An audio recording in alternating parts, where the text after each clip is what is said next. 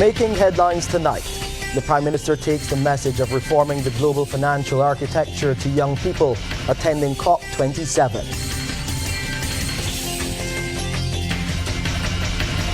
Efforts underway to address the gridlock on Barbados' roads. Government acquiring land to relocate residents of Murphy's Pasture affected by flooding. And in sports, Barbados Pride defending a below-par total against the Scorpions in today's Super 50. Broadcasting from our studios in the Pine St. Michael, this is CBC NewsNight, starting now.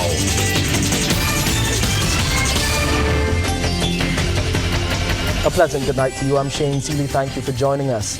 Determined to promote the Bridgetown agenda to the widest possible audience, Prime Minister Mia Amor-Motley shared the message with the youth attending the ongoing United Nations meeting on climate, better known as COP27. The agenda calls for the reform of the global financial architecture, and Ms. Motley told young people she doesn't want it to be an historic relic or just a reference document. It's our contribution to say, look, this is a perspective that we have. We know that there are others who want to do and to have a say on it. Some things are immediate and necessary because of how many countries are on the global precipice of debt. But some things may allow you to have a little more leisurely approach to commentary. We're saying that we will take comments from people between now and early February so that we can refashion the document as necessary. But that we also recognize that for the longer term, deeper reforms and governance, that we can go probably till the end of July, which gives NGOs and civil society more opportunity for more grassroots consultation and more bottoms-up approach on these issues. Prime Minister Motley there continuing her engagement at the summit, interacting with young people as she visited the Children and Youth Pavilion, the first dedicated space for young people to participate in the COP process. She told the youth the most important thing they can do is to read and become more knowledgeable about the climate crisis. The COP27 Children and Youth Pavilion opened with a diverse panel of young advocates, Indigenous youth representatives, as well as the COP27 Youth Envoy, Dr. Omina El Omrani. Prime Minister Motley says the input of the youth is needed to help stabilize the world. The new battle really is a battle of the mind. And to that extent, we have to be able to work together while remembering that we don't live in a romantic novel. We don't live in a romantic movie. We live in the real world, and there are real people who have to feed their families every day and who need to be able to have housing and who need to be able to fight off the worst effects of the climate. One of the statements that I've had to make today over and over is that many of us don't have the buffer.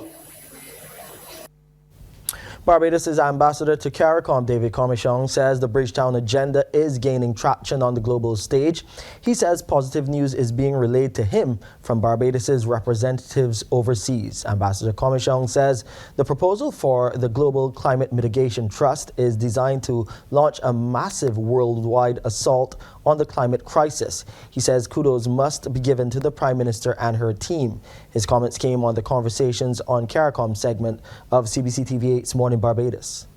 This new institution will leverage up the spending and the investment in all kinds of climate mitigation projects all over the world to the tune of $5 trillion. And the beauty of it is that developing countries like Barbados are already, the governments are already so indebted, they can't afford to take on any new debt. So this would not add to government debt because you'll be financing the private projects, so it doesn't go onto government's balance sheet. A new comprehensive strategy is being unveiled to address the daily gridlock on the island's roads. The initiative, dubbed the National Transportation Mobility Plan, is expected to form part of the new Draft Development Plan 2023, set to be rolled out in a few months' time. Senior Minister in the Office of the Prime Minister, Dr. the Honorable William Duguid, provided an update during a World Town Planning Day symposium at the Courtyard by Marriott. The event, hosted by the Barbados Town Planning Society, focused on decarbonizing Barbados and the impacts for physical planning, green transport and mobility. It is well demonstrated that constructing new roads alone will not solve our transport challenges. There must be a change in emphasis towards mobility shifting. The focus from planning for cars into planning a network where there's a transportation choice for people and goods. Dr. Duguid says the new system will introduce a range of new modes of transportation on land and at sea. Our land use planning through the Physical Development Amended 2023 must set the stage to ensure that a range of transport strategies and modes are deployed that are appropriate to the context. These include a reliable and effective transit network, urban transportation management strategies, introducing park and ride locations at key junctures, and advancing existing and planned active transportation and trails, and introducing water taxis and water ferry services. Barbadians will be paying more for gasoline, diesel and kerosene as of midnight tonight. However, there has been a reduction in the price of liquefied petroleum gas (LPG) products. Officials say the price of gasoline will be $4.23 per litre, an increase of 9 cents. Diesel will go up by 13 cents to $4.03 per litre, and kerosene will move to $2.42, an increase of 28 cents.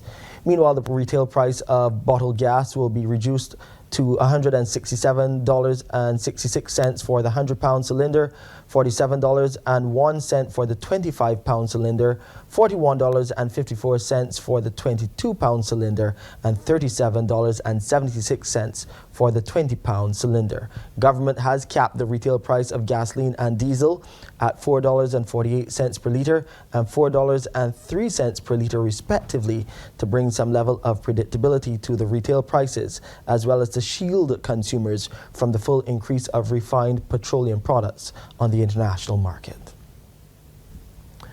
As the Barbados Nurses Association gears up for its first meeting with the new Health and Wellness Minister, there's a fresh call for the reclassification of the nurses' salary scale. BNA President Valerie Francis Miller tells CBC News it's one of the main issues which will be brought to the attention of Senator Dr. the Honorable Jerome Walcott when the two sides sit down for discussions. Currently, the newly registered nurses are at a disadvantage as they are not paid commensurate with the quality of work provided and the equivalent with other officers like senior nursing officers within the service too as well. They're in that category. And we have a situation where the nursing assistant, when they reach maximum, they work for more than the newly registered nurse. The newly registered nurse has more responsibility than the nursing assistant. The BNA president's comments come as she and 5 other nurses received their Masters of Science in Nursing over the weekend. 14 other nurses were awarded their postgraduate diplomas in pediatric nursing. During the ceremony at the UWI Cave Hill, the health minister announced the ministry will be reintroducing stipends for student nurses. Nurse Francis Miller views the move as a win for the BNA. We have been advocating for this since 2017 when the stipend had stopped. And it would help nurses, the student nurses in Barbados, because studying the nursing profession is not cheap. You have books, you have to travel to different health care institutions so that you can have receive your clinical practice. There was a lot to talk about as the talk show host Peter Wickham returned to the airwaves. Mr. Wickham is the new host of Q100.7 FM's Let's Talk About It radio program on Tuesdays. The announcement was initially made on the weekend by the Chief Executive Officer of our Caribbean Broadcasting Corporation, Sanka Price. Callers at the start of the show welcomed Mr. Wickham and conveyed their best wishes. He in turn expressed gratitude for the overwhelming support, telling listeners he will be himself. Life comes full circle, so I'm now back in the chair where it all started. Thankfully, it's a different chair, and it is one that is considerably more comfortable than the one we sat in previously. But I'm happy to be with you. I'm happy to be with you in this new format. My understanding is that we will have every Tuesday to Let's Talk About It, and then there are other hosts that will be willing to talk about it on other days. So we do 9 until 11 every Tuesday. And hopefully we can discuss with management the possibilities of other engagements later in the week. Those are under discussion, but for the time being, we just do Tuesdays, and I'm happy about that. Among the topics covered on Let's Talk About It, political developments in Dominica regarding the calling of snap general elections there by the Prime Minister Roosevelt's carrot, and press censorship. On the latter, Mr. Wickham expressed concern regarding news coming out of Antigua and Barbuda. Interesting, and in some ways similar to what has been happening in Barbados, where I'm concerned actually. In the case of Antigua, it's politics, and we have had two resignations from the Independent Observer radio newspaper group. That has happened over recent times. So Kieran Murdoch has resigned, and also Darren Matthew Ward has resigned from the Observer. Both of them indicated that they have been put under considerable pressure to take positions that are more favorable to the opposition, and they felt that the independence as journalists were being compromised, and they both walked. It raises an interesting conversation about press freedom in the Caribbean, and normally we hear of conversations where persons leave state-owned, or they complain about the extent to which the state dominates the media landscape. What we have in the situation in Antigua is the opposite. Coming up on Newsnight, efforts underway to help Murphy's Pasture residents affected by flooding. We'll have the details to that story and more after the break. Well, in the absence of both the Speaker, His Honour Arthur Holder, and the Deputy, His Honour Neil Rowe, for today's sitting of Parliament, St. Thomas MP Cynthia Ford assumed the role of acting Speaker. The announcement was made by the Leader of Government Business and Acting Prime Minister Santia Bradshaw. It was welcomed by the members of Parliament present. Now, today's session in Parliament was all about the acquisition of several parcels of land. Or Wendy Burke joins us live now with the details. Wendy, what can you tell us? Yes, Shane. The flooding at Murphy's Pasture has prompted government to move to compulsorily acquire lands at Kensington New Road and Beckles land in New Orleans. In moving the resolution, Minister of Housing, Lands and Maintenance Dwight Sutherland said the 3 parcels of land would be used to relocate several families. He told the lower chamber they have to protect the residents' health and prevent social decay. The ministry will be constructing 12 3-bedroom units in one area and housing 8 people in the other. 3 parcels of land. Thank you. And we mentioned that the 3 parcels, 2 parcels are located at Kensington New Road in St. Michael.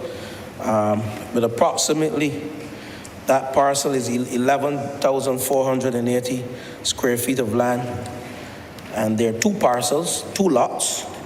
And then at Beckles land, New Orleans, there's a larger parcel, some 37,529 square feet of land, which is close to an acre, 0.86 of an acre. Member of Parliament for the City of Bridgetown, Corey Lane, wants Barbadians to understand exactly what the resolution is attempting to achieve. Speaking virtually during the debate, Minister Lane stressed the residents need to know it's not a housing project. I want to make it clear and make sure that this resolution is fully understood by all listening. That all that is happening here right now is some houses are being constructed to move people who are in the flood zone, who are being in the area where the canal is, and it has been expanded. That is all that's happening at this point in time. But as the good Minister of Housing said, there are other housing opportunities coming, and I can use the opportunity to ask for the patience and cooperation, and for persons really to take a step back and to look at the trajectory that the government is on. And in his contribution, Senior Minister Dr. William Duguid revealed plans to upgrade infrastructure in several city communities. While flooding mitigation work has already been done by government in Mason Hall Street, Murphy's Pasture and other areas in Bridgetown, he explained 16 new quads currently under construction will not only house ELSA victims, but also ensure residents could be temporarily relocated during the work. The original design and reason for building there was so that we could do some cleanup in Greenfield and in Castle. And we're going to use the same process.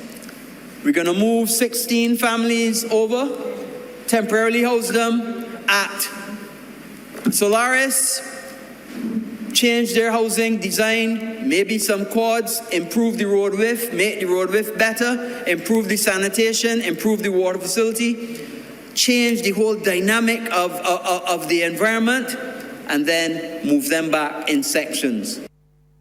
Acting Prime Minister and Minister of Transport Works and Water Resources, Santia Bradshaw, outlined how her ministry can better help to alleviate flooding issues.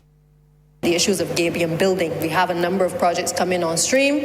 We said again, the flooding affects a number of these projects, certainly in the Scotland district, where we need to ensure that we prevent the land slippage. We've already had a number of persons employed addressing the gabions, learning how to do the gabions. We're making sure, with the assistance of the Honourable Minister of Education, that we're able to certify those persons, but not just certify them, be able to have another cadre of persons coming to the fore to be able to learn how to do gabions and to build gabions, so that as we accelerate our roadworks program across the country, utilizing gabions, that we have young people who can actually engage in these areas as well. Meanwhile, in supporting the resolution, Representative for St. Michael South Central, Marcia Caddo, said the initiative will do much more than just relocate residents to a better area. They simply want to be able, living on tenantry land, to be able to have those lands, that property conveyed, so that they can say that they own something, so that they can go to a bank or other financial institution and be able to use it to advance their lives and those of their children. The issue of housing is not just about having somewhere to sleep and getting out of the sun and the rain. It is also about having an asset that you can make productive for you and your family. Well, Shane, that's a look at the discussion in Parliament today. Thank you so much, Wendy, for that comprehensive report there. Well, police are getting tough with people who are found in public places with weapons which could be deemed as harmful to others. Word of this from Crime Prevention Officer of the Barbados Police Service, Inspector Stephen Griffith, who says this has become a serious concern for lawmen in recent time. He says the law clearly states it is illegal to have items such as knives and other offensive weapons in your possession while out in public. He says police will be ensuring anyone caught in this regard will face the law courts. Any person who, without lawful authority or reasonable excuse, the proof of which lies on him, has in his possession or under his control in a public place any offensive weapon is guilty of an offense and liable on summary conviction to imprisonment for 6 months or a fine of $1,000, or on conviction on indictment to imprisonment for 2 years or a fine of $2,500. Health authorities will be forced to dump over 10,000 pediatric COVID-19 vaccines come the end of this month. This from co-coordinator of the National Vaccination Program, Dr. Elizabeth Ferdinand, who gave an update on the situation. In August, late August, we received Pfizer pediatric donations, totaling about 16,000 doses. To date, we have only used 400 or 500 doses.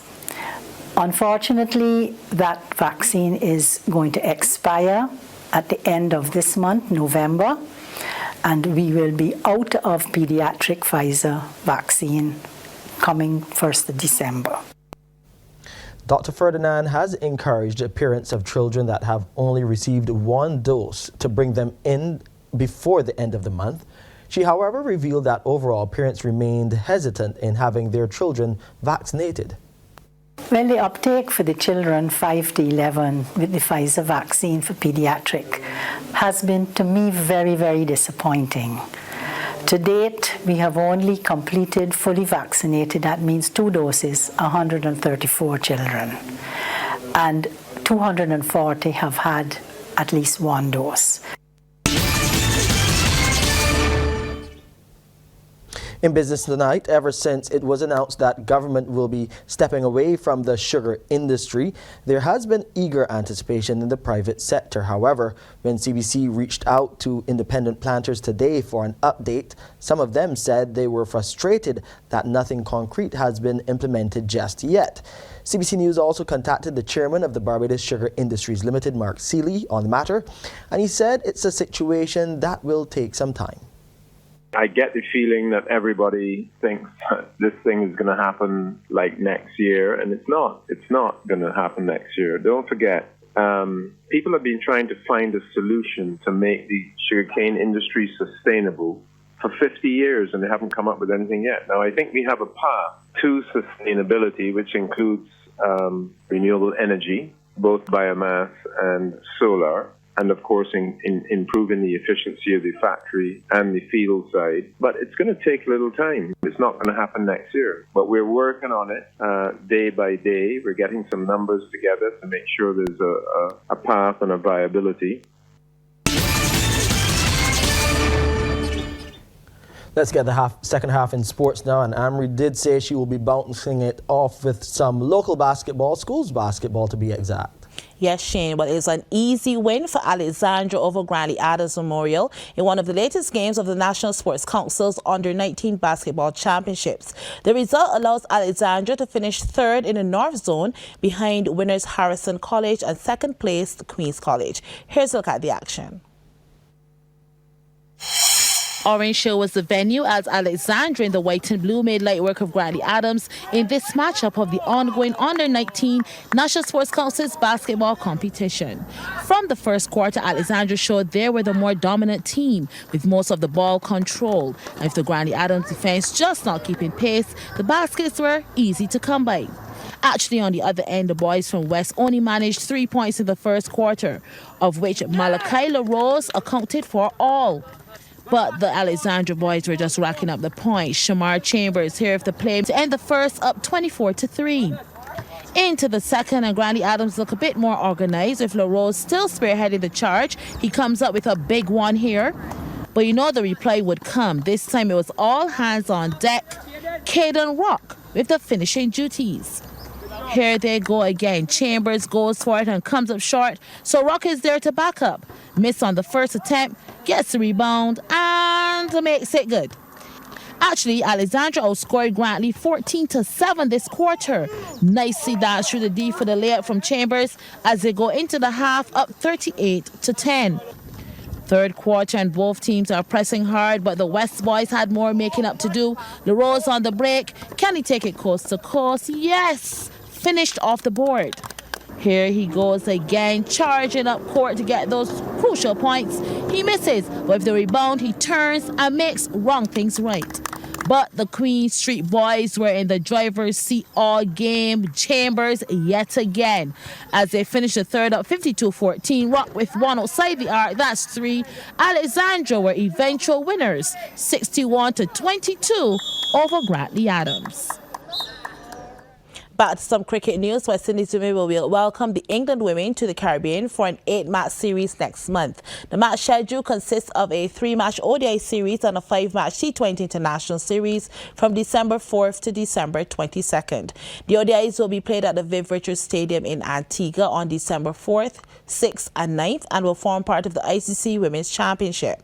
The first T20 International will also be at the Viv Richards Stadium on December 11th. The tour then moves to Barbados for 4 T20 Internationals at Kensington Oval on December 14th, 17th, 18th and 22nd. The West Indies captain Hayley Matthews is eagerly looking forward to the upcoming home series as both teams will be using the series as part of their preparation for the ICC Women's T20 World Cup to be played in South Africa early next year. I think the girls really looking forward to playing our series against England. It's going to be really important for us, and hoping that we can pick up some points within the ODI table. And look, it's been a pretty young team now for a little while, and we just try our best to learn as much as we can. Like I said, the girls really looking forward to the challenge and excited for a series at home. Over the last couple of months, I've been working really hard on my game, and really excited that I could have been performing the way that I have this year. So hopefully I'm just looking to close off the year pretty well and have a good series against England. With this being my 30-20 World Cup now, really looking forward to it. First one as captain, and I think as a team we're going in there looking to play pretty fearless cricket, looking to go play really hard, and everyone's just pretty excited about it. So our preparation's been pretty good, and just looking forward to it. The 8th edition of the Women's Marquee event will begin on February 10th, 2023, with host South Africa taking on Sri Lanka. The 10 teams are drawn in 2 groups. Group 1 includes Australia, New Zealand, South Africa, Sri Lanka and Bangladesh, while Group 2 includes England, India, West Indies, Pakistan and Ireland. And that's it for CBC NewsNight. I'm Shane Seeley. Good night.